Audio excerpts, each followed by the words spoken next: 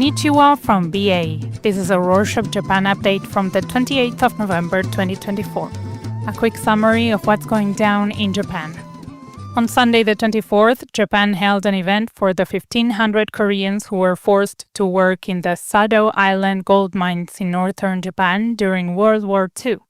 Recall that in previous shows, we reported that South Korea had protested the mines becoming a UNESCO World Heritage Site.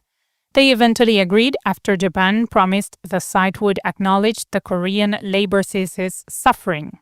However, even though Japan thanked the workers, it never apologized or acknowledged the forced labor.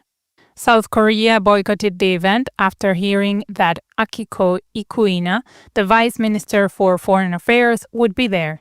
In 2022, Kyodo News, a Japanese news organization, reported that Ikuina visited Yasukuni Shrine in Tokyo, where there were, among other people, Japanese war criminals who committed atrocities in Korea.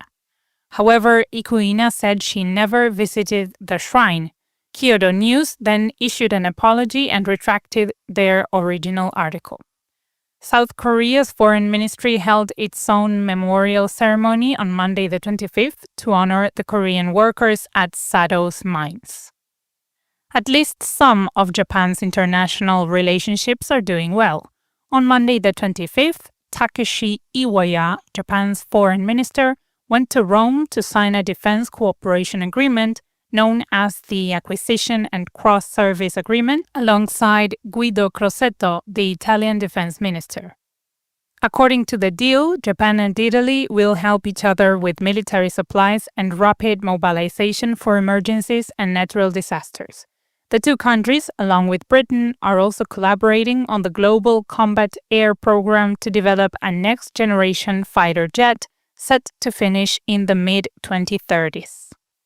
On that note about defense, Japan's government is currently working on a system to improve its cybersecurity.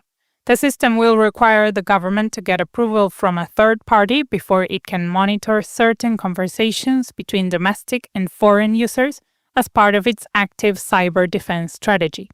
The conversations the government plans to monitor include foreign countries talking to one another via Japan, foreign countries talking to Japanese infrastructure operators like power companies, and any communications using a server that was previously used for cyber attacks.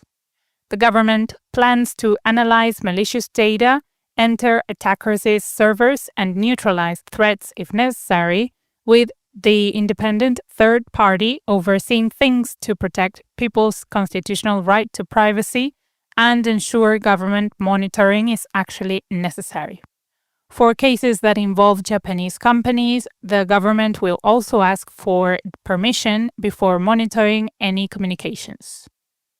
Tragedy struck on Wednesday the 27th when a fire broke out at a Tokyo condo, killing 2 people and damaging the 6th floor. The police believe the fire started at the home of Kuniko Inoguchi, an upper house lawmaker and Liberal Democratic Party member who lived in the 6th floor unit with 3 family members. It took the fire department over 5 hours to put out the fire. The police contacted Inoguchi but have not yet been able to reach the lawmaker's husband or adult daughter who lived with her. The police and firefighters are currently investigating the scene to figure out what started the fire.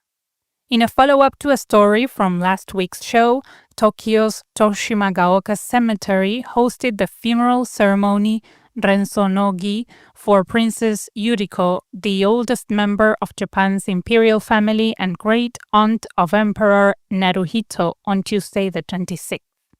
Around 500 people attended the ceremony, including Crown Prince Fumihito, Crown Princess Kiko, and Princess Aiko. As per custom, the Emperor, Empress, and former imperial couple did not attend.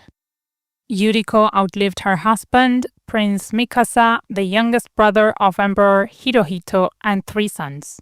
After cremation, her ashes will be placed beside her husband's. In central Japan, a moderate magnitude 5 earthquake hit Ishikawa Prefecture on Tuesday the 26th.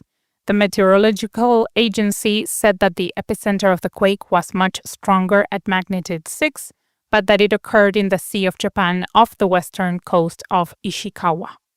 Fortunately, the earthquake did not cause any damage or injuries, nor did it create any problems at the nearest nuclear power plant in Shika Town, Ishikawa.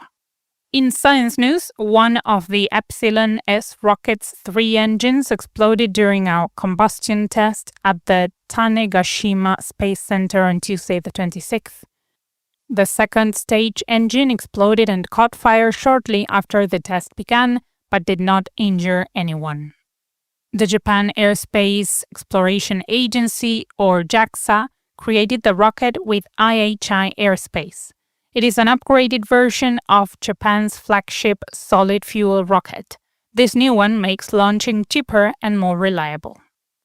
This explosion follows a similar incident in July 2023 when the second stage engine exploded during a test in Akita Prefecture, northern Japan, from heat damage on the ignition device.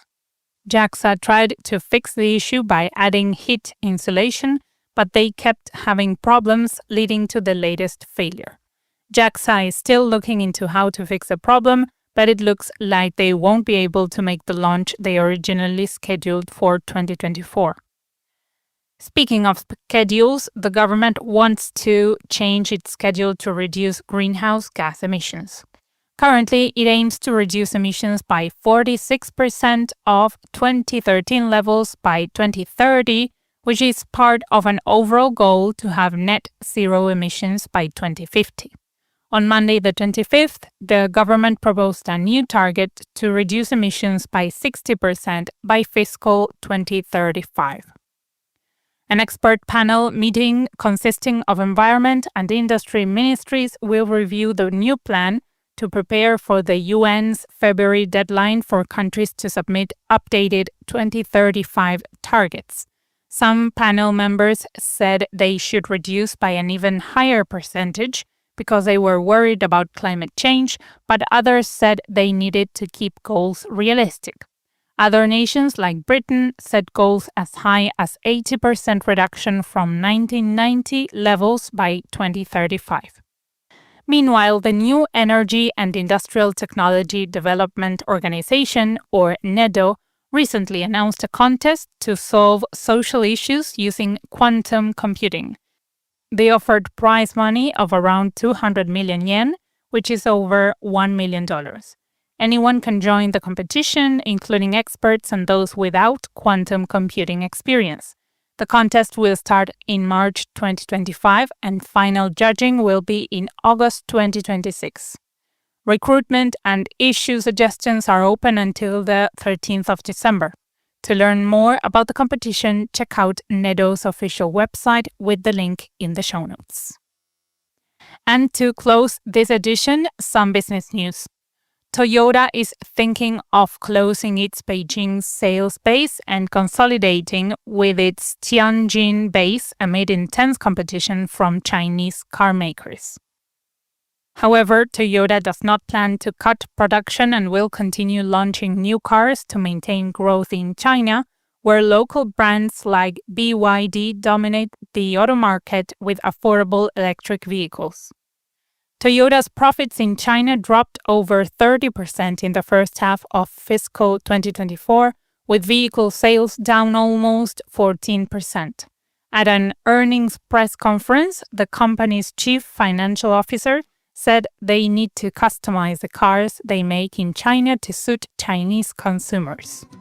And that's it for this week. Thank you for joining us. We are so thankful to our listeners who follow us on Spotify, Apple Podcasts, and other platforms, especially those who share the show with friends and family. If you'd like to pass along an episode by sending an MP3 through a messaging app, you can download any episode directly from our website at www.rorschach.com/Japan.